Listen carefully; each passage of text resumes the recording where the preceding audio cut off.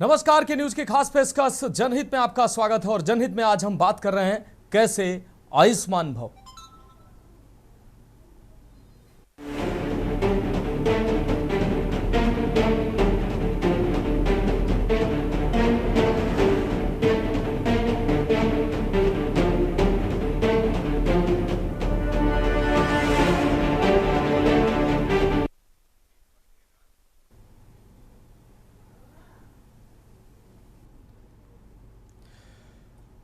तो हमारी खास पेशकश में आज हम बात करेंगे कैसे आयुष्मान भव। उससे पहले कन्नौज से इस वक्त की बड़ी खबर आपको दिखा देते हैं, उसके बाद हम अपनी खास पेशकश में बात करेंगे। कन्नौज से बड़ी खबर सामने आ रही, माफियाओं की खबर चलाना पत्रकार को भारी पड़ा है। इस वक्त की बड़ी खबर कन्नौज से सामने आ रही, माफियाओं की खबर चलाना पत्रकार को भारी पड़ा है। दबंगों ने पत्रकार ऋषि गिहार और परिवार पर हमला किया है। अवैध शराब और गांजा माफियाओं ने हमला किया है। शिकायत के बाद माफियाओं पर मेहरबानी दिखाती नजर आई पुलिस। माफियाओं पर मेहरबान दिखी पुलिस, उल्टा पत्रकार को जमकर पीटा और थाने में भी बंद किया। पत्रकार को थाने में बंद करने के साथ मोबाइल भी छीना गया है। आपको बता दें, मकरंद नगर चौकी इंचार्ज मनोज चौधरी के ये कारनामे सामने आए हैं। खुद बन बैठे जज और पीड़ित पत्रकार को जमकर पीटा है। खुद जज बन बैठे हैं चौकी इंचार्ज मनोज चौधरी। विवाद का कारण पूछने पर चौकी इंचार्ज बेलगाम हो गए। कानून की सरेआम धज्जियां उड़ाते नजर आ रहे हैं। चौकी इंचार्ज मनोज चौधरी पत्रकारों की सुरक्षा के बजाय पत्रकारों को खुद पीट रहे हैं। कन्नौज की पुलिस पत्रकारों को पीटती नजर आ रही है। सदर कोतवाली क्षेत्र के मकरंद चौकी क्षेत्र का यह पूरा मामला है। तस्वीरें आप देख सकते हैं।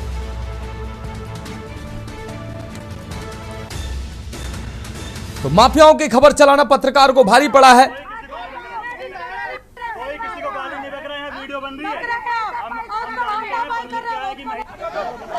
ये तस्वीरें सामने आई हैं। दबंगों ने पत्रकार ऋषि गिहार और परिवार पर हमला किया है। अवैध शराब और गांजा माफियाओं ने हमला किया है। पत्रकार को खबर चलाना, असलियत दिखाना भारी पड़ा है, महंगा पड़ा है। और पुलिस जो संरक्षण, जिसको पुलिस पत्रकार को सुरक्षा देनी चाहिए, तो उल्टा खुद पुलिस पत्रकार को पीटती नजर आई। कानपुर दवाई लेने जा रहे थे कार से, वहीं पे राजीव गिहार, सेंकी गिहार, उनके और परिवारी जन जो थे ईंट अपने हाथ में ईंट पकड़े हुए थे। जब हमको रोका, हम शीशा लाक थे हमारे, हमसे कहने लगा शीशा खोलिए। हमने नहीं खोला तो ईंट चलाने लगा, कहने लगा उतरिए। जब हमने ऋषि को फ़ोन किया, हमने इस प्रकार से ये लोग घटना कारित कर रहे हैं। ऋषि वहाँ से आया, वीडियो बना रहा था। वीडियो बना, उसका मोबाइल दरोगा। ऋषि क्या करता है? ऋषि पत्रकार है। हाँ। वो वीडियो बनाने लगा, दरोगा जी ने उनका मोबाइल छीन लिया। वो कहने लगे तुम्हें तो अभी हम ठीक करते हैं। फिर क्या हुआ? उसके बाद में ऋषि को थप्पड़ मारते हुए दरोगा जी ने अपने बाइक में बैठाला, और बैठालने के बाद में कहने लगे तुम्हारे ऊपर अभी पुलिस मुठभेड़ दिखाएंगे। अच्छा। कह रहे थे कोई हमला हुआ है, कुछ हुआ है? इस प्रकार का कोई हमला नहीं। वीडियो हमारे द्वारा भी बनाए गए हैं, सब स्पष्ट वीडियो दिखाई दे रहे हैं। ये जो है उनसे गांजा बिचवाते हैं, जो मुलजिम हैं सेंकी गिहार वगैरह, उनसे ये बराबर आए दिन इनका बैठना होता है। चौकी में कल भी ये बैठे थे, वहाँ पे अगर चौकी के CCTV कैमरे वगैरह चेक किए जाएं। और दरोगा जी ने ही हमसे बोला, मुलजिम से, राजीव गिहार से, कि अंकित का मोबाइल छीनो, ऋषि का मोबाइल छीनो, बाकी हम इन लोगों को ऊपर मुठभेड़ दिखा देंगे। अगर वीडियो बनता रहेगा तो मुठभेड़ साबित नहीं हो पाएगी। क्या कोई पुराना विवाद है? हाँ, पुराना विवाद, एक 500 मुकदमा चल रहा है। और एक ऋषि ने जो है शराब व गांजा का विरोध किया था, जिसका न्यूज़ चलाया था। उसी चक्कर में इन्होंने आज ये वारदात की है। मार। और इस खबर पर अहम अपडेट के लिए हमारे संवाददाता अमित मिश्रा हमारे साथ लाइव जुड़े हुए हैं। अमित, एक पत्रकार को वास्तविक खबरों को दिखाना, अवैध शराब, अवैध गांजा तस्करी की खबरों को दिखाना कितना भारी पड़ता है, ये तस्वीरें साफ तौर पर गवाही दे रही हैं। क्या है ये पूरा मामला कन्नौज का, अमित?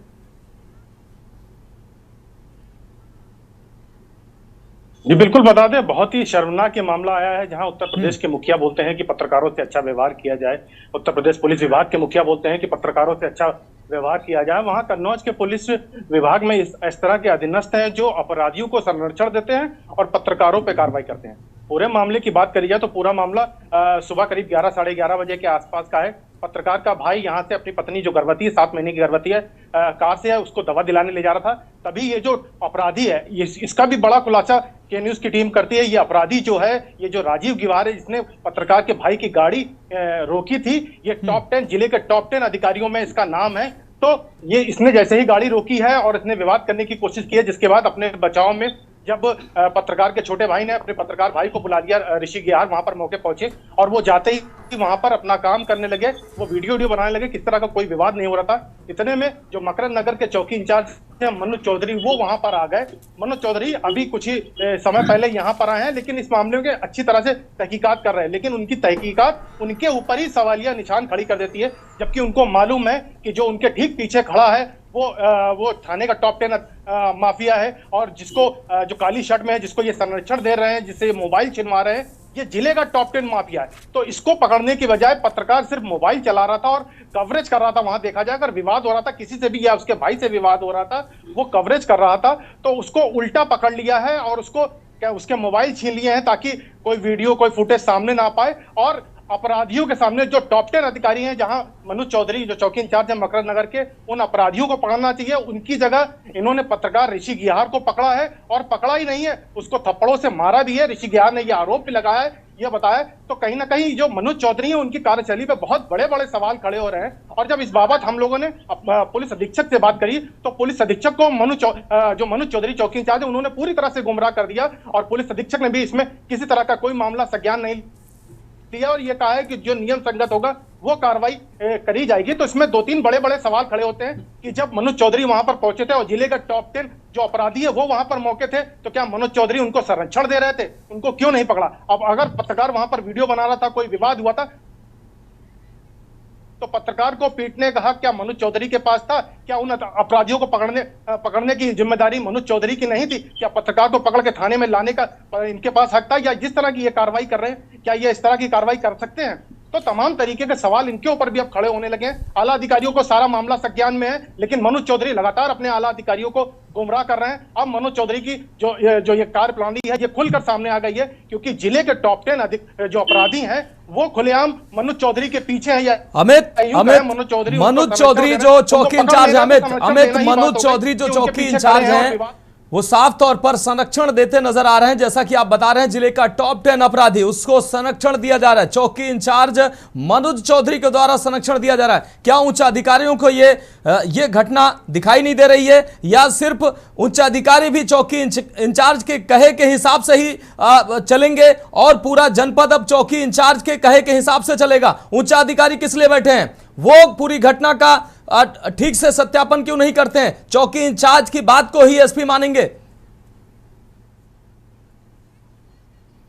बिल्कुल बिल्कुल, ये कहीं ना कहीं जिले के आला अधिकारियों की ये बहुत बड़ी कमी है, क्योंकि अगर पुलिसकर्मी ने, इनके जो सहयोगी पुलिसकर्मी इस तरह के चौकी इंचार्ज, अगर उन्होंने बता दिया है, उसके अंदर की इन्होंने पड़ताल नहीं करी है, तो उनके ऊपर भी बड़े सवाल खड़े होते हैं। और पत्रकार को लेकर हमेशा ही बोला जाता है कि पत्रकार की सुरक्षा सबसे पहले है। पत्रकार अगर कोई खबर दिखा रहा है, कोई खबर चला रहा है, करीब 2 साल पहले इसने यही खबर चलाई थी, ये शराब माफिया है, अवैध शराब, कच्ची शराब का ये लोग धंधा करते हैं और गांजा की तस्करी करते हैं, और बड़े बड़े मामले में। और सीधे मामले देखिए, जब पुलिस की ही रिकॉर्ड में ये टॉप 10 अपराधियों में ये शामिल है, तो कितने बड़े स्तर के ये अपराधी होंगे। तो मनोज चौधरी बिल्कुल अमित, इस बीच कन्नौज के आला अधिकारियों से फोन से संपर्क करने की कोशिश की गई। के न्यूज लगातार डीएम और एसपी से बात करने का प्रयास कर रहा है, लेकिन अधिकारी फोन नहीं उठा रहे हैं। इस मामले की जानकारी के लिए उच्च अधिकारियों को लगातार फोन किया जा रहा है, एसपी को फोन किया जा रहा है, डीएम को फोन किया जा रहा है, लेकिन उच्च अधिकारी फोन नहीं उठा रहे हैं। कहीं ना कहीं मामले की लीपापोती की जा रही है, और पीड़ित पत्रकार के साथ जो अभद्रता हुई है उसकी जवाबदेही किसी की नहीं बन रही है, और कोई जवाब देने को तैयार नहीं है। अमित जी बिल्कुल, और हमारी जो जानकारी है उसमें यह जानकारी निकल के आया है, क्योंकि मनोज चौधरी जो हैं, उन्होंने एसपी और अपने आला अधिकारियों को यह बताया है कि पत्रकार हमलावर हो गया था। जब पत्रकार मोबाइल अपना कैमरा चला रहा था, तो मनोज चौधरी कैसे साबित करेंगे कि वो हमलावर हो गया था? तो तमाम सवाल इनके ही ऊपर अब खड़े होने लगे हैं, क्योंकि अगर वो हमलावर हो गया था, तो आपके पीछे जो अपराधी खड़े थे, आपने उनको क्यों नहीं पकड़ा? ये इनके ऊपर सबसे बड़ा सवाल खड़ा होता है कि टॉप 10 का अपराधी है, जो जिले का टॉप 10 का अपराधी है, जिसके ऊपर इतने गंभीर मुकदमे दर्ज हैं, पॉस्को जैसे मामले बताए जा रहे हैं, इनके ऊपर दर्ज हैं, और तमाम ऐसे आपराधिक मामले हैं, कहीं घर चलाने जैसे है, अवैध शराब को लेकर है, गांजा तस्करी को लेकर, तमाम तरीके के इनके ऊपर मामले दर्ज हैं। तो मनोज चौधरी एक पत्रकार का हाथ पकड़कर उसको घसीटते हुए थाने ले जा रहा है, उसको अपराधियों के सामने मारते पीटते थाने ले जा रहे हैं। तो मनोज चौधरी आखिर पुलिस विभाग को क्या संदेश देना चाहते हैं कि क्या पुलिस विभाग अब इसी तरह से चलेगा? बिल्कुल अमित, अब देखना होगा कि आला अधिकारियों के संज्ञान में यह मामला है और लगातार इस मामले पर के न्यूज नजर बनाए हुए है। अमित, बहुत शुक्रिया हमारे साथ जुड़ने के लिए। लेकिन चौकी इंचार्ज मनोज चौधरी की जो कार्य प्रणाली है लगातार सवालों के घेरे में है। लगातार जैसा कि बताया जा रहा है कि वो अपराधियों को बचाने का प्रयास कर रहे हैं और पत्रकार को उन्होंने पीटा है। और इस वक्त की एक और बड़ी खबर सामने आ रही है, एक और बड़ी खबर जौनपुर से सामने आ रही है, अपने दर्शकों को दिखा रहे हैं। बहुचर्चित बेलाव घाट डबल मर्डर केस में आया फैसला। पूर्व सांसद धनंजय सिंह समेत 5 आरोपी बाइज्जत बरी हुए हैं। पूर्व सांसद धनंजय सिंह सहित 5 आरोपी बाइज्जत बरी हुए। एमपी एमएलए कोर्ट ने सभी आरोपियों को दोष मुक्त किया है। यह बड़ी खबर सामने आ रही है। 15 साल पहले ठेकेदारी विवाद में हुई थी 2 लोगों की हत्या। अब इस मामले में अदालत का फैसला आया। पुलिस की क्लीन चिट के बाद दाखिल हुआ था आरोप पत्र। सीबीसीआईडी ने आरोपियों के खिलाफ दाखिल किया आरोप पत्र। एडीजे प्रथम एमपी सिंह की अदालत में चल रहा था यह मामला। तो अदालत ने सबूतों के अभाव में आरोपियों को बरी किया है। जौनपुर से यह अहम खबर, बहुचर्चित बेलाव घाट डबल मर्डर केस में फैसला आया। तो अब हम बात करेंगे अपने खास प्रोग्राम की। हम बात कर रहे हैं कैसे आयुष्मान। दरअसल आयुष्मान भारत योजना जो देश की सबसे बड़ी और महत्वाकांक्षी योजनाओं में है, लेकिन अब सवाल उठ रहे हैं कि कैसे आयुष्मान भव। आयुष्मान भव का अर्थ होता है कि दीर्घायु हो या आपकी उम्र लंबी हो। यह एक संस्कृत शब्द है जो आशीर्वाद के रूप में उपयोग किया जाता है। इसका मतलब है कि किसी को लंबी और स्वस्थ जीवन की शुभकामनाएं देना। शायद कुछ इसी सोच के साथ देश की मोदी सरकार देश को निरोगी रखने के लिए देश की सबसे बड़ी और महत्वाकांक्षी योजना आयुष्मान आरोग्य भारत लेकर आई। और इस योजना पर केंद्र और राज्य सरकारें हजारों करोड़ रुपए खर्च भी कर रहे हैं। इस योजना के तहत सरकार चयनित अस्पतालों में हर लाभार्थी को 5 लाख रुपए तक मुफ्त इलाज का हक प्रदान करती है। लेकिन स्वास्थ्य के हक पर सिस्टम की अनदेखी साफ तौर पर हावी होती नजर आ रही है। अस्पताल पात्रों को इस योजना का लाभ नहीं दे रहे हैं। गरीबों को राहत देने के लिए आयुष्मान भारत योजना की जमीनी हकीकत कुछ और ही है। आयुष्मान कार्ड लोगों के हाथ में है, लेकिन इलाज के दरवाजे बंद हैं। लाभार्थी अस्पतालों के चक्कर काट रहे हैं, लेकिन न तो सुविधा मिल रही है और न ही जवाब। अब सवाल यह है कि क्या ये योजनाएं सिर्फ कागजों तक सीमित हैं? ये सवाल सिर्फ सिस्टम से नहीं, संवेदनाओं से भी जुड़ा है। ये रिपोर्ट देखिए, फिर इस अहम विषय पर चर्चा करेंगे। स्वास्थ्य का हक लेकिन सिस्टम की अनदेखी।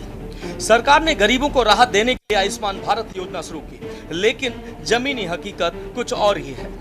आयुष्मान कार्ड हाथ में है, लेकिन इलाज के दरवाजे बंद हैं। लाभार्थी अस्पतालों के चक्कर काट रहे हैं, लेकिन न तो सुविधा मिल रही है और न ही जवाब।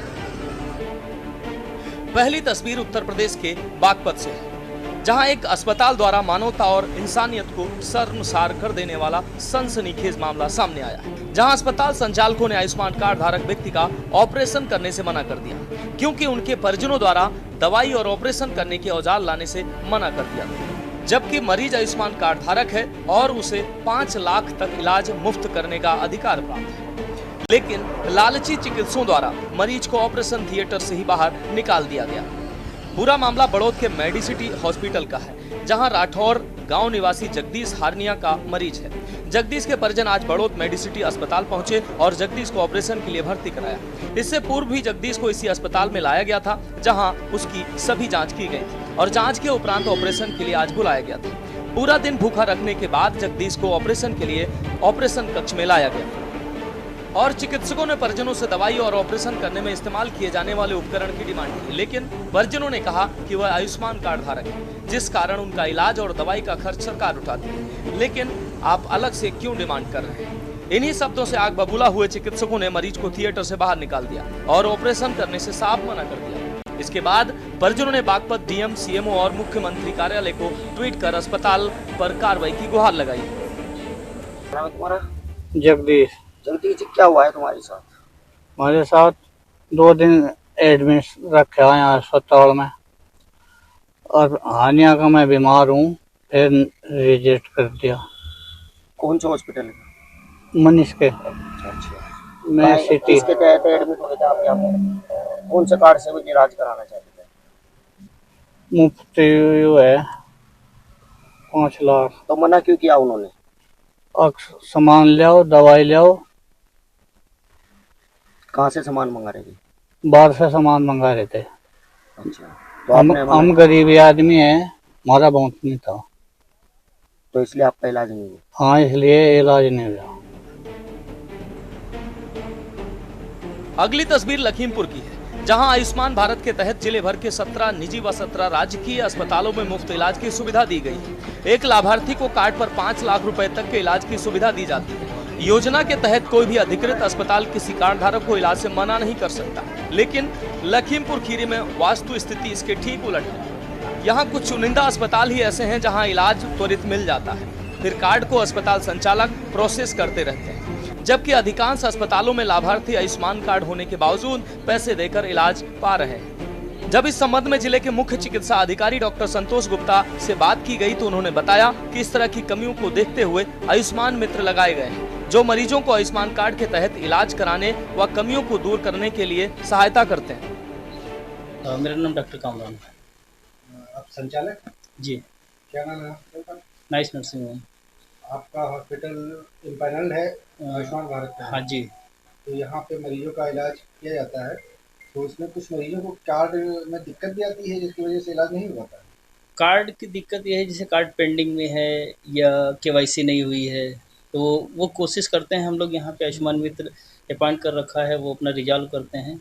अगर किन्हीं कारणवश नहीं हो पाता है तो उनको जिला मुख्यालय दे एप्लीकेशन वगैरह दे के अपना भेज दिया जाता है कि वहाँ अपना संपर्क कर लें, और जब समस्याएं रिजॉल्व हो जाती हैं उसके बाद ऑपरेट वगैरह। मरीजों को इमरजेंसी में दिक्कतें होती हैं तो उनको रिजॉल्व करने भर का समय नहीं होता है, तो उनका कैसे क्या रहता है?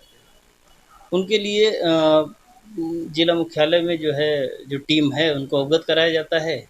कई बार समस्याएं रिजॉल्व भी हो जाती हैं, और कई बार अगर ऐसा कुछ इश्यूज आते हैं यहाँ नहीं होने लायक है या कुछ ऐसा है इश्यूज, तो फिर आगे रिफ़र भी करते हैं। तो कुछ मरीजों का आरोप है कि पैसे लेने के लिए ये मना कर दिया जाता है जबकि दिक्कत नहीं होती कार्ड में, ऐसा कुछ होता है क्या? नहीं, ऐसा कोई वो नहीं है। अगर कार्ड सही है तो पूरी तरीके बिल्कुल, उसको जो भी रहता है पेशेंट के सामने उसको दिखा दिया जाता है कि आपके कार्ड में ये समस्या है, या पेंडिंग है, या जो भी है, केवाईसी नहीं हुई है, तो कोशिश की जाती है उसको। ऐसा नहीं है कि सिर्फ पेशेंट ने कार्ड दिखाया और उसको बता दिया गया कि आपके कार्ड में दिक्कत है। जो भी रहता है एकदम निष्पक्ष और पारदर्शिता के साथ उसको बताया जाता है, बाकायदा दिखाया जाता है। किसका? बीबी का। क्या आयुष्मान कार्ड बना है आपका? जी बना है। तो यहाँ अस्पताल में क्या बताया गया? यहाँ बता रहे हैं कि पेंडिंग में चला जाता है। पेंडिंग में जा रहा है जी। तो क्या इसको लेके कहीं सीमा ऑफिस वगैरह किसी अधिकारी से मिले आप? गए थे, सरकारी अस्पताल गए थे, और महिला जिला अस्पताल गए थे, नकहा अस्पताल गए थे, और पेंडिंग में ही जा रहा है। वहाँ क्या बताया गया? बता रहे हैं कि पेंडिंग में चला गया। सही होने का समय नहीं बताया आपने? कोई समय नहीं बताया। तो फिर आप इलाज कैसे करवा रहे हैं? कैसे करवाएंगे और क्या? पैसे देके करवा रहे हैं? जी। कार्ड का कोई मतलब नहीं निकल रहा? कार्ड का कोई मतलब नहीं। क्या नाम है आपका? रामलाल। कहाँ रहते हैं? बीबीपुर। यहीं लखीमपुर में? बीबीपुर। ये कौन सा अस्पताल है? जिला लखीमपुर खीरी। ये कौन सा अस्पताल है? Nice nursing home. मरीज लेके आए थे यहाँ? जी। क्या दिक्कत हो रही है? पथरी में दिक्कत है। तो यहाँ इलाज हो गया? अभी होने वाला है। कार्ड से इलाज हो रहा है कि पैसे देके हो रहा है? कार्ड से। कार्ड से हो रहा है? जी। कार्ड सही है ना आपका? जी। तो पैसा वैसा तो नहीं मांगा गया? जी नहीं। लाभार्थी अस्पतालों के चक्कर काट रहे हैं, लेकिन न तो सुविधा मिल रही और न ही जवाब। अब सवाल यह है कि सरकार की इस महत्वाकांक्षी देश को आरोग्य रखने की योजना कैसे सफल होगी, जब जिम्मेदार ही इस योजना को लेकर गंभीर नहीं है।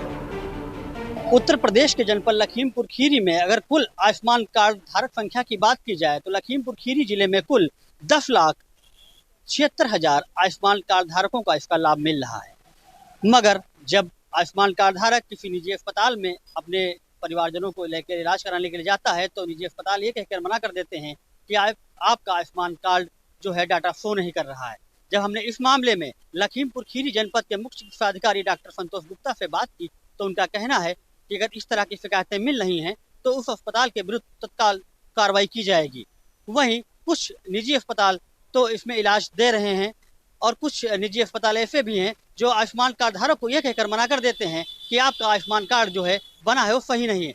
कहीं ना कहीं प्रशासन की एक बहुत बड़ी भूमिका निकलकर सामने आती है।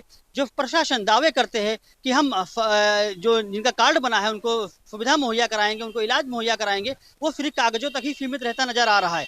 अगर लखीमपुर खीरी में अगर आंकड़े की बात की जाए तो 21,76,000 कुल लाभार्थी हैं, जबकि 10 लाख लोगों का ही आयुष्मान कार्ड जारी हुआ है।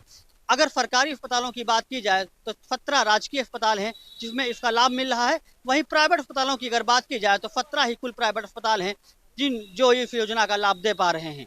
वहीं जनपद लखीमपुर खीरी में अगर कुल प्राइवेट अस्पतालों की संख्या की बात की जाए तो 176 हैं, मगर आयुष्मान कार्ड धारक दर दर भटकने को मजबूर हो रहा है। हम जब कई अस्पतालों में रियलिटी चेक करने के लिए पहुंचे तो वहाँ के मरीजों का आरोप है कि यहाँ पर जब हम इलाज के लिए आते हैं तो कहीं ना कहीं हमको यहाँ के संचालक या डॉक्टर ये कहकर मना कर देते हैं कि आपका जो आयुष्मान कार्ड बना है वो इसमें शो नहीं कर रहा है, त्रुटियां आ रही हैं, इसको सही कराइए। जबकि शासन और प्रशासन पूरी सही होने की बात करता हुआ नजर आता है। कहीं ना कहीं लखीमपुर खीरी में ये सिर्फ कागजों तक ही सीमित रह गया है। लखीमपुर खीरी से के न्यूज इंडिया के लिए अक्षय श्रीवास्तव। इस बीच बागपत के सीएमओ ने अपनी बात रखी है, उन्होंने क्या कुछ कहा वो भी हम आपको सुना देते हैं। डॉक्टर साहब, बड़ौत में एक बड़ौत मेडिसिटी हॉस्पिटल है जहां पर एक मरीज ने आरोप लगाया है हॉस्पिटल पर। उनका कहना है कि उन पे आयुष्मान कार्ड था और उनके इलाज के पैसे मांगे गए हैं। इस पर क्या कार्रवाई की जा रही है? शिकायत प्राप्त हुई है, उस पर जांच कर उचित कार्रवाई की जाएगी।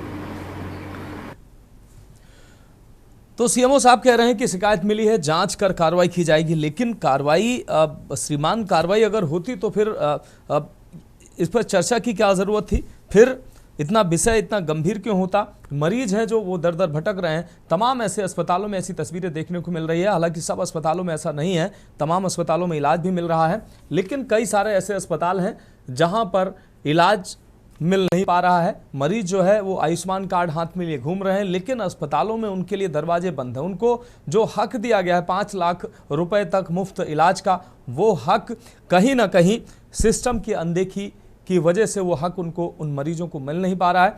तमाम ऐसे मरीज हैं। बागपत से जो मामला सामने आया है, यहाँ पर हार्निया के मरीज जो जगदीश जी थे वो अपना इलाज कराना चाह रहे थे। ऑपरेशन तक जब स्थिति आई तो आरोप है उनका कि पैसे मांगे गए, सामान जो है मांगा गया बाहर से, ऑपरेशन के लिए जो भी इक्विपमेंट ज़रूरी होते हैं वो मांगे गए। जब उन्होंने कहा कि नहीं मेरे पास आयुष्मान कार्ड है और मेरे पास इस कार्ड से आप जो भी है इससे पेमेंट होना चाहिए, तो उनको अस्पताल से भगा दिया गया, ऑपरेशन थिएटर से उनको निकाल दिया गया, ये कहते हुए कि आपका ऑपरेशन अस्पताल नहीं करेगा।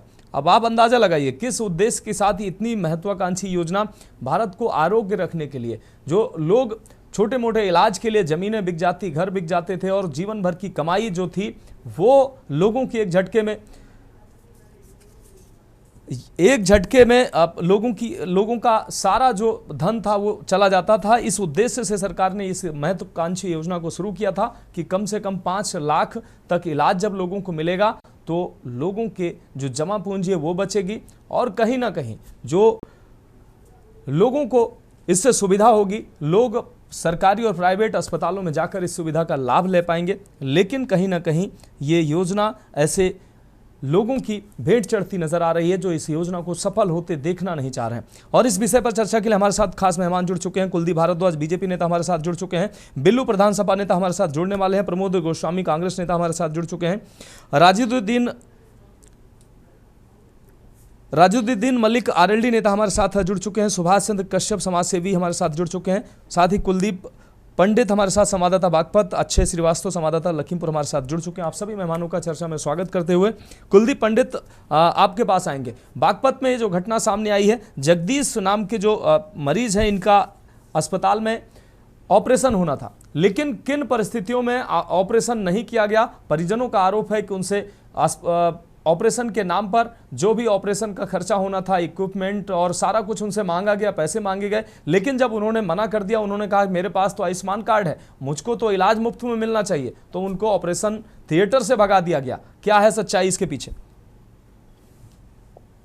बिल्कुल मनोज, मैं आपको बता दूं कि बड़ौद क्षेत्र का एक गांव है, रठोड़ा गांव है, जहाँ का एक जगदीश नाम का युवक था और जो हार्निया का मरीज था।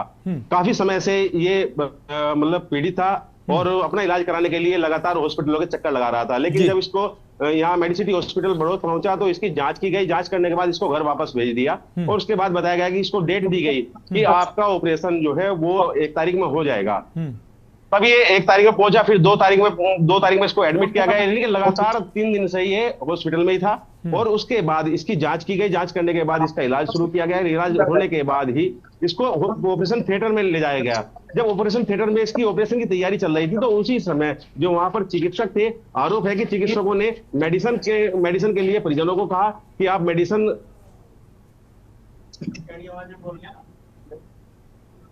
नहीं लाएंगे क्योंकि हमने भाई आयुष्मान कार्ड हमारा बना हुआ है और इससे हमारा फ्री इलाज होता है, 5 लाख रुपए तक का फ्री इलाज है। लेकिन उसके बावजूद ऑपरेशन थिएटर से उन्हें बाहर निकाल दिया गया। कहीं बड़ा सवाल यह है कि जिस तरह से ऑपरेशन थिएटर से मरीज को बाहर निकाल दिया, क्या ये मानवता को और इंसानियत को शर्मसार कर देने वाला मामला नहीं है? पूरे मामले पोती की जा रही है। हालांकि एसएमओ से हमारी बात हुई है तो उनका साफ तौर पर कहना है कि इसके मामले की जांच की जा रही है, जांच करने के बाद कार्रवाई की जाएगी। क्या इस तरह से पहले से अगर यदि संज्ञान लिया जाए तो इस तरह से घटनाओं की पुनरावृत्ति नहीं होगी? इससे पहले भी एक आस्था मेडिसिटी का मामला था, इसको हॉस्पिटल में भी इसी तरह से हुआ था। आयुष्मान कार्ड उनके पास था, उससे 20,000 रुपए की मांग की गई थी। उसके बाद 20,000 जमा नहीं हुए तो उनका इलाज कराने से मना कर दिया। वही जांच की बात होती है। जब घटना होती है तो घटना के बाद जब इस तरह के काम होते हैं तो उसके बाद जांच की बात कही जाती है। लेकिन कहीं ना कहीं साफ तौर पर है कि तमाम अधिकारियों, तमाम विभाग के अध्यक्षों को सूचना देने के बाद, शिकायत करने के बावजूद भी इस पर लीपापोती की जा रही है। कहीं ना कहीं साफ तौर पर है कि ये कहीं ना कहीं मिलीजुली इसमें आरोप भी लगाया जा रहा है। ठीक है मनोज, ठीक है, आप हमारे साथ जुड़े रहिए। हमारे साथ अक्षय श्रीवास्तव जुड़े हुए हैं लखीमपुर से। अच्छे, आपकी भी प्रतिक्रिया जान लेते हैं, उसके बाद अपने दर्शकों का, अपने मेहमानों का रुख करते हैं। अक्षय, लखीमपुर में 17 निजी जबकि 17 सरकारी, कुल 34 अस्पताल जो हैं इसमें चयनित हैं और उनमें 5 लाख तक दवाएं जो हैं गरीबों को, इसमें पात्र व्यक्तियों को मुफ्त में दी जा सकती हैं। लेकिन लखीमपुर में भी यही स्थिति है। मरीज जो है भटक रहे हैं, वो कह रहे हैं कि हमें इलाज नहीं मिल पा रहा है और अस्पताल प्रशासन है वो अलग अलग बातें बना रहे हैं, वो मरीजों को टरका रहे हैं, कहीं डाटा शो नहीं कर रहा है, कहीं कुछ बहाना। सीएमओ कह रहे हैं कि नहीं सब कुछ ठीक ठाक है और कहीं ऐसी शिकायत आएगी तो कार्रवाई करेंगे। अक्षय जी मनोज, मैं बता दूं जनपद लखीमपुर खीरी में 20,76,000 का लक्ष्य था लाभार्थियों का आयुष्मान कार्ड बनने का। वहीं 10,75,000 आयुष्मान कार्ड जारी भी हुए। वही लाभार्थियों के इलाज की बात की जाए, जब लाभार्थी निजी अस्पताल में जाता है तो कुछ तो अस्पताल निजी है जो इलाज कर रहे हैं, वही कुछ अस्पताल ये बताकर मना कर देते हैं कि आपका डाटा सही नहीं है या आपके डाटा फीडिंग में कहीं ना कहीं कमी आ रही है।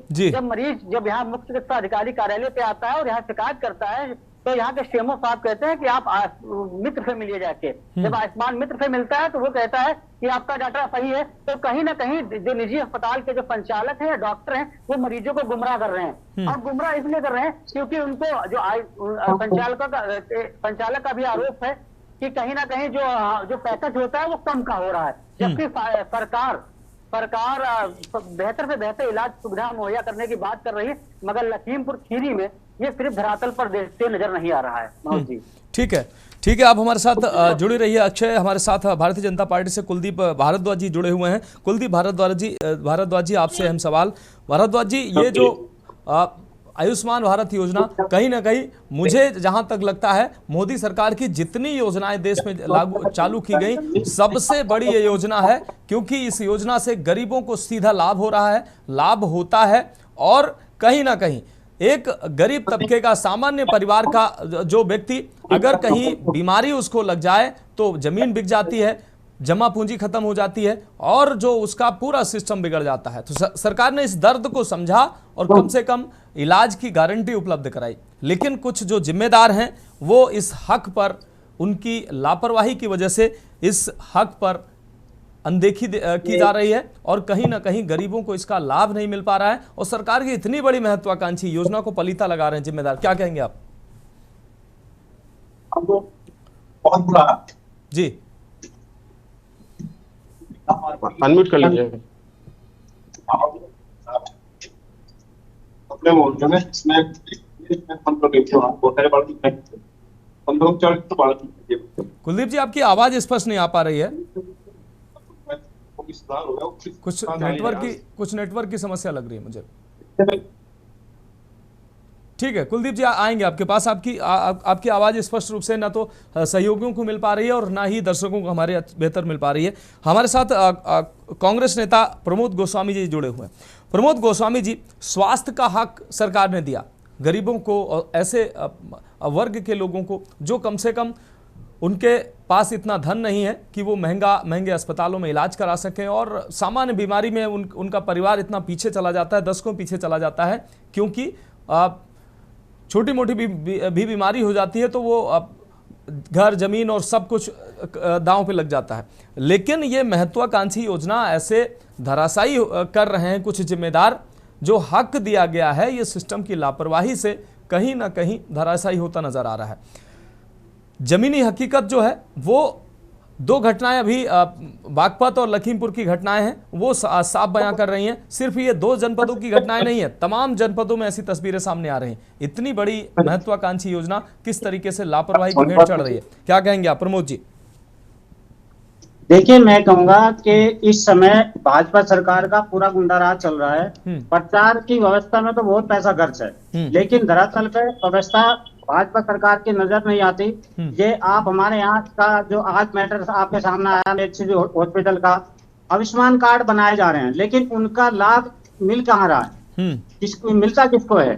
जो गरीब आदमी है जिसके लिए आपने आयुष्मान कार्ड बनाए, लेकिन वे आयुष्मान कार्ड जो जरूरतमंद और भी बहुत हैं उन तक भी व्यवस्था नहीं पहुंच रही, और जिनके पास पहुंच रही है तो हॉस्पिटल वे उसको लाभ नहीं दे पाते। अब उसका ऑपरेशन होना था, लेकिन ऑपरेशन ना करके उसको धक्के दे करके बाहर निकाला जा रहा है। तो क्या यही सरकार की योजना है? सरकारी स्कूल को आप बंद कर रहे हो, चिकित्सा पे सबसे ज्यादा व्यवस्था होनी चाहिए। लेकिन यहाँ आज आपने देखा होगा, आज हमारे पूरे प्रदेश में प्रदर्शन है, लेकिन ये आप देख रहे होंगे, ये शिक्षा के जो मंदिर हैं, स्कूल बंद कर रहे हैं। आप प्राइवेट को बढ़ावा दे रहे हैं, प्राइवेट व्यवस्था, हॉस्पिटल हो या आप जो सरकारी संस्थाएं हैं उनको आप बेचने का काम कर रहे हैं, और प्राइवेट की व्यवस्था को आप बढ़ाने का काम कर रहे हैं। ये सरकार कहीं ना कहीं सारी व्यवस्थाओं पे सिर्फ अपने प्रचार पर व्यवस्था पैसा खर्च करती है, लेकिन धरातल पर लोगों तक व्यवस्था पहुंचने का नाम तक नहीं है इस सरकार में। ये बड़ी एक बहुत समस्या है।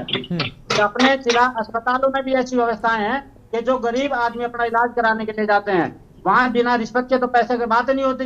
जब तक कागज के नीचे को अपनी रिश्वत नहीं भेजेंगे तब तक उनका इलाज नहीं होता है। सरकारी हॉस्पिटलों की हकीकत है, आप इसकी पड़ताल करके देखिए। हम आपको आपके सामने आपके चैनल के माध्यम से हम कहना चाहते हैं कि इतना तगड़ा भ्रष्टाचार व्यवस्था सरकार का खुलेआम खेल जिला अस्पतालों में होता है, तो आखिर ये भाजपा सरकार मतलब कहीं ना कहीं विफल की व्यवस्था की तरफ है, ये कामयाबी की व्यवस्था नहीं है। जो लोगों को यहाँ मारने का काम कर रही है, आप जिनके ऑपरेशन होने उनके ऑपरेशन नहीं होंगे, तो ये बड़ी दिक्कत और सोची समझी व्यवस्था है। ये रठौड़ा का मामला नहीं है, ये हर जगह आज ये रठौड़ा का है। मैं कहता हूँ हर गांव के ऐसे ही जो गरीब आदमी हैं उनको परेशानियों का सामना झेलना पड़ता है। ठीक है, हमारे साथ सुभाष चंद्र कश्यप जी जुड़े हुए हैं, समाज सेवी है। सुभाष चंद्र जी, आपका रुख कर रहे हैं। सुभाष चंद्र जी, ये बड़ी महत्वाकांक्षी योजना जो सरकार ने लाई और 5 लाख तक इलाज जो है गरीबों को मुफ्त दिया जा रहा है, जो पात्र हैं उनको मुफ्त दिया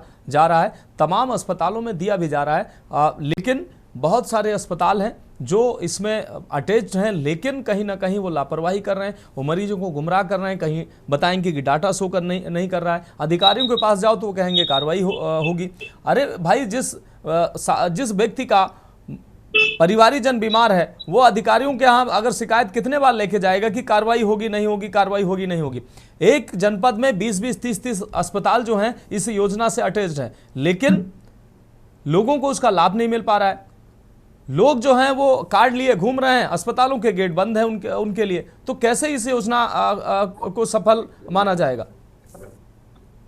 सुभाष, देखिए सर, मैं बाजितपुर गांव का रहने वाला हूं जी, और बाजितपुर गांव की अभी 6 महीने पहले की घटना बताता हूं। बाजितपुर गांव में एक लड़की, जवान लड़की, जिसके पेट में कोई दिक्कत थी और उसकी हालत इतनी बुरी थी कि उसके परिवार वालों ने हाथ खड़े कर दिए, वो इलाज नहीं करा सकते। समाचार पत्रों में भी उसके बारे में छपा। आखिर मैंने उस लड़की की हालत देखी और मैं उस लड़की को लेके आयुष्मान कार्ड लेके आस्था हॉस्पिटल, सर्वोदय हॉस्पिटल, बागपत जनपद के न जाने कितने हॉस्पिटलों में मैं घूमता फिरा उस लड़की को उठा के, लेकिन किसी ने भी उस लड़की का इलाज नहीं किया।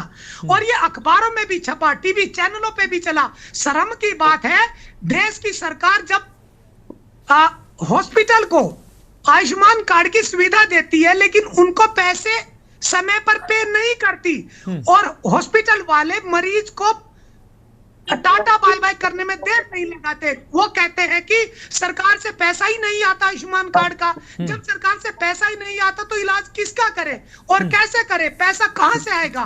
वर्तमान सरकार का नाम लेना भी गुनाह है, क्योंकि अगर मैं वर्तमान सरकार की पोल खोलने लगूं तो 40 मुकदमे लगा के बैठ जाएगी। इसलिए मैं वर्तमान सरकार का नाम भी नहीं लेता और ना वर्तमान मुख्यमंत्री और ना वर्तमान प्रधानमंत्री का नाम लेना चाहता, क्योंकि ये इस लायक है भी नहीं। सच बात बताता हूँ, इन्होंने देश का बेड़ा गर्क कर दिया और देश को सुधारने के लिए सरकार बदलनी पड़ेगी। देश की जनता को आगे आना पड़ेगा, क्योंकि देश का जो विपक्ष है वो भी नक्कारा हो चुका है। देश का नक्कारा विपक्ष सही से आवाज नहीं उठाता, जिसके कारण वर्तमान सरकार के हौसले बुलंद है। लिंक पे जाके क्लिक कर दो उसको। ठीक है, ठीक है। सुभाष चंद्र जी आप जुड़े रहिए हमारे साथ कुलदीप भारद्वाज जी लगातार जुड़े हुए हैं। उम्मीद है अब उनको बेहतर आवाज़ मिल पा रहे होगी और उनकी भी आवाज़ बेहतर लोगों तक पहुंचेगी। कुलदीप भारद्वाज जी, सवाल वही है कि आखिर इतनी महत्वाकांक्षी योजना और जिस उद्देश्य से ये योजना लाई गई वो उद्देश्य बहुत बड़ा था और ऐसा नहीं है कि अस्पतालों में इलाज नहीं मिल रहा है। बहुत सारे अस्पतालों में त्वरित रूप से इस कार्ड के माध्यम से इलाज मिल रहा है, लेकिन तमाम अस्पताल ऐसे हैं जो इस महत्वाकांक्षी योजना को पलीता लगा रहे हैं और कहीं ना कहीं उसका जो लोगों का आक्रोश है वो सरकार पर फूटता है कि सरकार ये योजना लाई है और अब कम से कम निगरानी नहीं है और तंत्र ऐसा नहीं है कि जिससे लोगों को बेहतर इलाज उपलब्ध हो सके।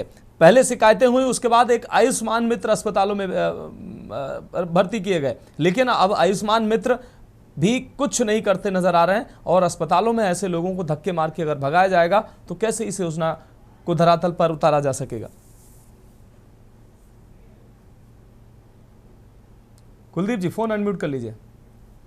मेरी आवाज आ रही है? अनुज है, बहुत बेहतर आपकी आवाज मिल पा रही जी। 2014 से पहले क्या स्थिति थी आपको भी पता है। गरीब इलाज की वजह से एक्सपायर हो जाते थे। क्या स्थिति थी? मेरे प्रवक्ता भाई हैं, उनको मैं बताना चाहता हूँ 2014 से पहले जब वो जो सरकारें थी वो मेरे गरीब भाई एक्सपायर हो जाते थे इलाज की वजह से। इलाज की वजह से एक्सपायर हो जाते थे।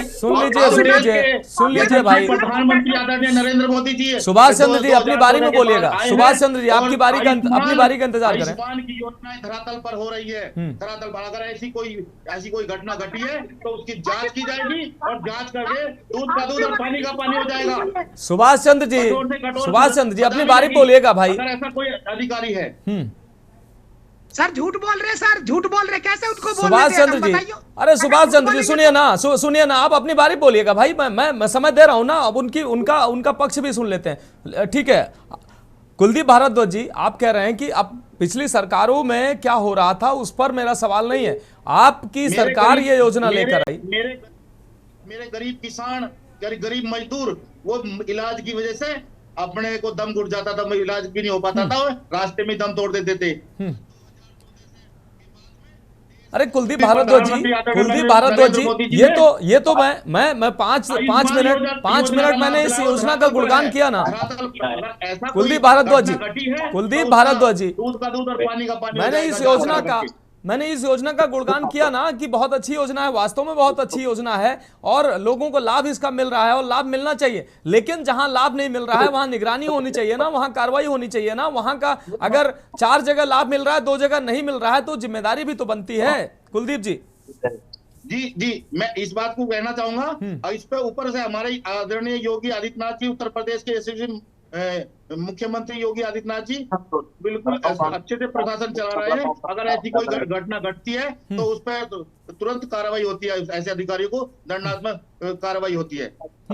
ठीक है, ठीक है, आप जुड़े रहे हमारे साथ। बागपत से हमारे संवाददाता जुड़े हुए हैं, बागपत से हमारे संवाददाता जुड़े हुए हैं। हम जान लेते हैं अब तक अधिकारियों का रवैया कैसा रहा है। कुलदीप पंडित आपका रुख कर रहे हैं। कुलदीप, ये घटना सामने आने के बाद उस मरीज का जिसका ऑपरेशन होना था, ऑपरेशन थिएटर से उसको निकाल दिया गया, अब तक अधिकारियों का रवैया क्या रहा है? क्या इस घटना के बाद तुरंत कार्रवाई नहीं होनी चाहिए थी? ऑपरेशन थिएटर से मरीज को निकालना ये अपने आप में बड़ी घटना नहीं है? कुलदीप, शिक्षा की तरफ बता दीजिए, आप कितने एम्स बनाए? कुलदीप, आपसे मेरा सवाल है। आप तो कहते कि प्रमोद जी आ रहे हैं, प्रमोद जी आ रहे हैं, प्रमोद जी आ रहे हैं। 2014 से पहले कितने एम्स थे आपको पता है? बताइए गोस्वामी जी, 2014 से पहले कितने एम्स थे? आपने कितने एम्स खड़े किए? आप बताइए। आज हर जिले में प्रमोद जी आ रहे हैं भाई आपके पास।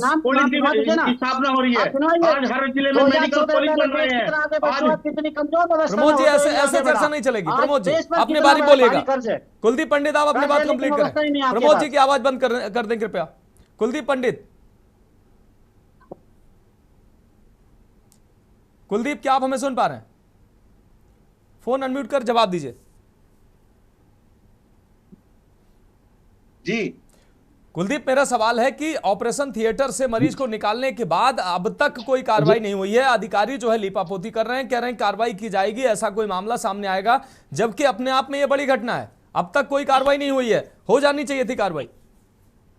जी, ये अभी संज्ञान में आया है मेरे, मैं अभी बात करूंगा सीएमओ साहब से भी, और ये कार्रवाई होगी। दूध का दूध, पानी का पानी होने के बाद जांच की बात की जाती है। लेकिन कहीं ना कहीं साफ तौर पर देखिए, जिस तरह से लापरवाही साफ देखी जा रही है, हालांकि अभी जो उसमें अभी हमारी जो वहाँ पे एसीएमओ है, उनसे हम लोगों की बात हुई थी, तो उन्होंने जांच करने की बात कही थी।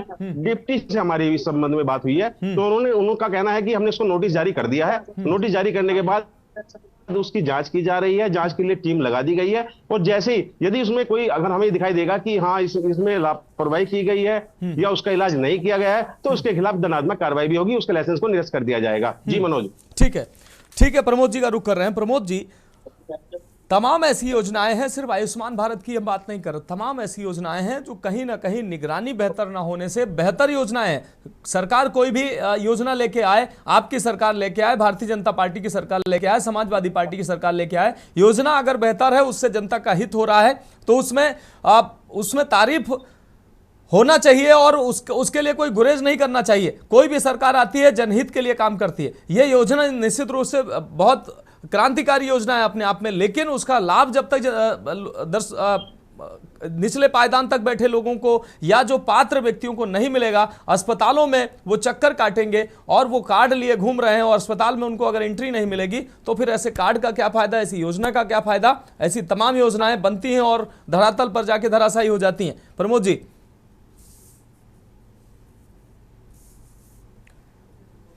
प्रमोद जी। योजनाएं मैंने बताया कि सरकार की योजनाएं निकली हैं, सरकार की योजनाएं निकलने के बाद उनका प्रचार प्रसार ज्यादा है, लेकिन वो धरातल पर लोगों तक पहुंचता नहीं है।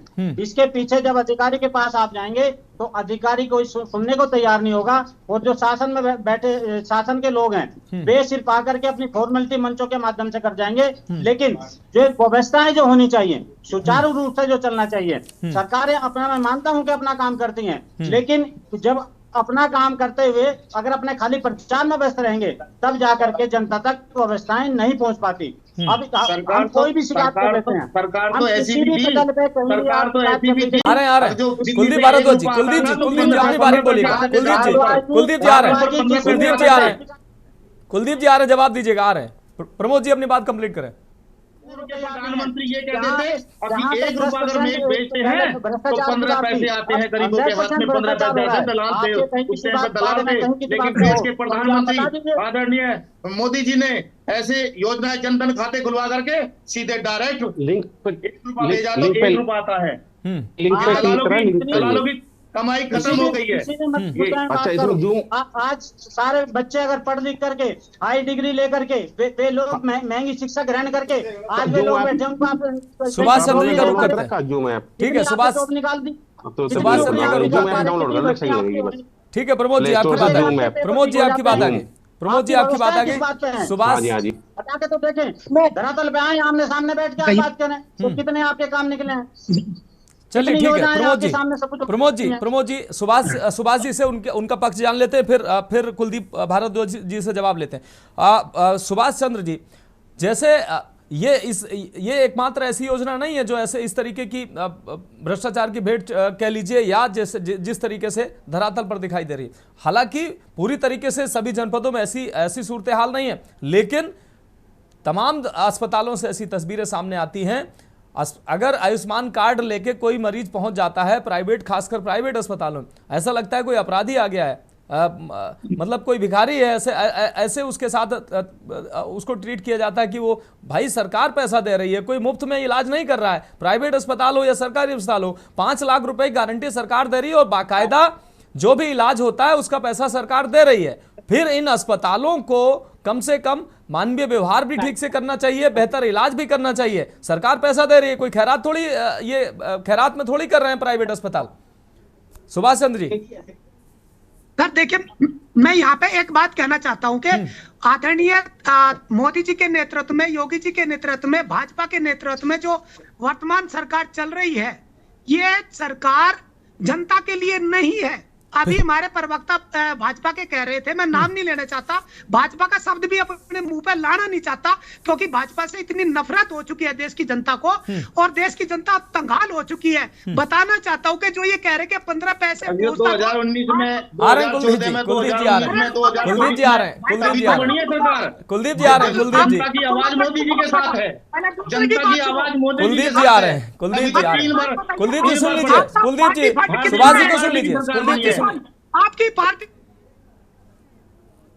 भाजपा के पास इतना पैसा कहां से आया? कौन सी मजदूरी करते हैं भाई साहब आप लोग? कौन सा धंधा करते हो जो आपके पार्टी फंड में इतना पैसा आ गया?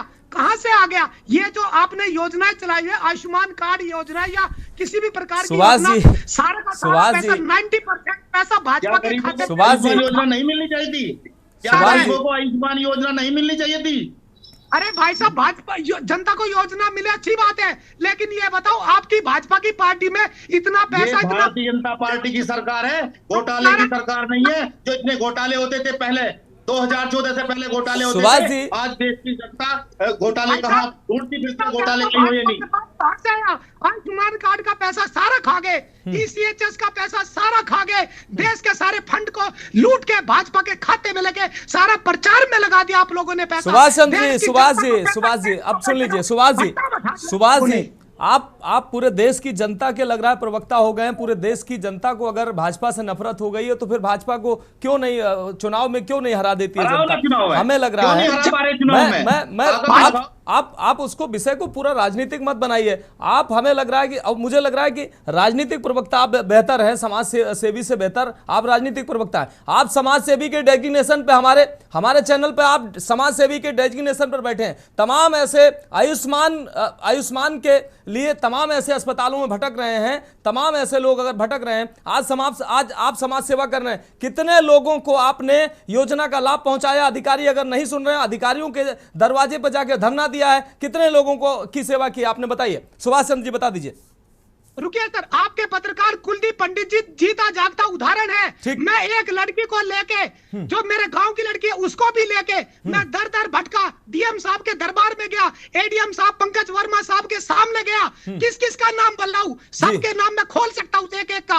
किसी ने भी उस लड़की की मदद नहीं करी। आखिरकार उसे दिल्ली में जीबी में हॉस्पिटल में ले जाकर उसका इलाज कराना पड़ा। अरे भाई साहब, आप क्या कह रहे हो? आयुष्मान कार्ड कुछ नहीं है, सिर्फ ये कह के देश की जनता के टैक्स के पैसे को चोरी करने का एक भाजपा का तरीका, इसके ज्यादा और कुछ भी नहीं है। ठीक है कुलदीप पंडित जी, सुभाष चंद्र जी ने जो बात कही उसका आप जवाब दे दीजिए। एक तो मेरा सवाल था और उन्होंने जवाब भी दिया। मेरा सवाल था कि आपने कितने लोगों की सेवा की। उन्होंने प्रत्यक्ष रूप से कहा कि मैं कर रहा हूं काम, लेकिन सवाल यह है कि मैंने इसीलिए सवाल किया था कि चिल्लाना, शोर मचाना, आरोप लगाना ही नहीं होना चाहिए। जिसकी जो जिम्मेदारी है वो अपनी जिम्मेदारी अगर निर्वाह कर रहा है, उसके बाद अगर सवाल उठा रहा है तो उसके सवाल जायज हैं। लेकिन सिर्फ सवाल उठाना, एसी में बैठकर मूल्यांकन करना ये कहीं ना ये राजनीति हो सकती है, लेकिन समाज सेवा नहीं हो सकती है। इसीलिए मैंने कहा, हालांकि सुभाष चंद्र जी ने जिक्र किया कई बार कई घटनाओं का। कुलदीप जी आपसे सवाल है। कुलदीप जी, स्वास्थ्य की गारंटी आप दे रहे हैं, स्वास्थ्य की गारंटी आप दे रहे हैं, करोड़ों देश की करोड़ों जनता इससे लाभान्वित भी हो रही है और लगातार आयुष्मान कार्ड बनाए भी जा रहे हैं, बुजुर्ग उससे लाभान्वित हो रहे हैं, जवान उससे लाभान्वित हो रहे हैं, मध्यम वर्ग और खासकर गरीब वर्ग इससे लाभ उसको मिल रहा है और मैं निसंकोच कहूंगा कि लाभ मिल रहा है। लेकिन कहीं ना कहीं 5%, 10%, 15% लोग ऐसे हैं जिनको अगर लाभ नहीं मिल पा रहा है। 20%, 50% अस्पताल ऐसे हैं जो बिल्कुल इस तरीके लापरवाही कर रहे हैं। तो उस पर निगरानी क्यों नहीं होनी चाहिए, कार्रवाई क्यों नहीं होनी चाहिए? अधिकारी एक लाइन उनका रटा रटाया है, जांच की जा रही है, कार्रवाई होगी, इसके अलावा आगे वो बढ़ ही नहीं पाते हैं। कुलदीप पंडित जी, कुलदीप भारद्वाज जी। जी, मैं ये कहूंगा कि हमारे सुभाष चंद्र जी ने ये कहा कि हम बीजेपी क्या नाम लेना भी पसंद नहीं करते। अगर बीजेपी का नाम लेना पसंद नहीं करते नहीं, तो देखिए 2019, 2024 फिर राजनीति पे आ गया कुलदीप जी। क्यों नहीं रोक पा रहे? आज धरातल पर विकास हो रहा है, आयुष्मान योजना धरातल पर चल रही है। अगर ऐसी कोई घटना हो रही है, ऐसी घटनाओं को तुरंत कार्रवाई हो रही है, तुरंत कार्रवाई की जाएगी, जांच करके तुरंत कार्रवाई की जाएगी। ऐसी कोई घटना हो रही है, अब ले लो, चाहे उज्ज्वला योजना ले लो, चाहे शौचालय योजना ले लो, चाहे पक्के मकान ले लो। प्रधानमंत्री नरेंद्र मोदी जी ने विकास की गंगा बहा रखी है, विकास की गंगा, जिसको कहते हैं विकास की गंगा। आज देश खुशहाल है, देश खुशहाल है। कुलदीप जी, सुभाष जी, कुलदीप भारद्वाज जी, सीएमओ, आप बागपत सीएमओ से बात करेंगे, लखीमपुर सीएमओ से बात करेंगे। अगर इन अस्पतालों में इस तरीके की लापरवाही हो रही है, वहां पर गरीबों को इलाज मिले, उसके लिए आप प्रयास करेंगे? कोई भी अधिकारी है, कोई अस्पताल हो, तुरंत कार्रवाई की जाएगी। नहीं, कुलदीप भारद्वाज जी, ये सवाल, ये तो अधिकारी यही लाइन बोलते हैं, जब जांच होगी कार्रवाई होगी। मेरा मानना है आप जनप्रतिनिधि हैं, आपकी सरकार, आपकी जवाबदेही ज्यादा है, आपकी जिम्मेदारी ज्यादा है। इसलिए मेरा सवाल आपसे है, आप बागपत, लखीमपुर या ऐसे अन्य जनपदों में जो ऐसी शिकायतें लगातार आ रही हैं, जो अस्पताल बेलगाम हो गए हैं, गरीबों को वो बिल्कुल पहचानते नहीं है, अस्पताल में घुसने नहीं देते, आयुष्मान कार्ड को कुछ मानते नहीं है, ऐसे अस्पतालों पर कार्रवाई सुनिश्चित करवाएंगे? अगर ऐसी घटना घट रही है, उस पर तुरंत जांच करके कार्रवाई हो रही है, तुरंत कार्रवाई हो रही है, कठोर से कठोर कार्रवाई हो रही है। ऐसे किसी को बख्शा नहीं जाएगा, गरीब को बिल्कुल भी न्याय मिलेगा। कुलदीप भारद्वाज जी, आप कह रहे हैं अगर ऐसा हो रहा है, भाई हो रहा है, देखिए ना, हम चर्चा इसीलिए करने बैठे हैं कि हो रहा है, बागपत में हो रहा है, लखीमपुर में हो रहा है, आप कह रहे हैं अगर हो रहा है, जांच आने दीजिए, जांच आने दीजिए, दूध का दूध, पानी का पानी हो जाएगा। कार्रवाई होगी। कुलदीप भारद्वाज जी, कार्रवाई होगी तुरंत। ठीक है, ये कह रहा हूं। बहुत शुक्रिया कुलदीप भारद्वाज जी, हमें समय देने के लिए। आगे समय इजाजत नहीं देता है इस चर्चा में जुड़ने के लिए। प्रमोद गोस्वामी जी, आपका भी बहुत शुक्रिया। सुभाष चंद्र कश्यप जी, आपका भी बहुत शुक्रिया। हमारे दोनों संवाददाता कुलदीप पंडित, अक्षय श्रीवास्तव हमारे साथ जुड़े, आपका भी बहुत शुक्रिया। तो सवाल यही है कि गरीबों, मजलूमों और वंचित लोगों को ये सुविधा दी है सरकार ने, और ये महत्वाकांक्षी योजना आयुष्मान भारत जो लेकर आई है, 5 लाख की इलाज की गारंटी देती है योजना। लेकिन ये गारंटी कहीं ना कहीं लापरवाही की भेंट न चढ़े। जो जिम्मेदार हैं, जो लापरवाह अस्पताल हैं, उन पर समय समय पर अगर कार्रवाई सुनिश्चित होती रहेगी तो गरीबों को इस योजना का लाभ मिलता रहेगा। और अगर सिर्फ अधिकारी एक लाइन का यही दोहराते रहेंगे कि महत्वाकांक्षा के साथ ये योजना आई थी, वो धरातल पर धराशायी हो जाएगी। तो इसको देखना पड़ेगा, सरकार को भी नजर रखनी पड़ेगी, और कहीं ना कहीं जिसको जिम्मेदारी दी गई है उसको भी सोचना पड़ेगा। फिलहाल हमारी खास पेशकश में अभी के लिए इतना ही। मुझे दीजिए इजाजत और आप देखते रहिए के न्यूज़ इंडिया।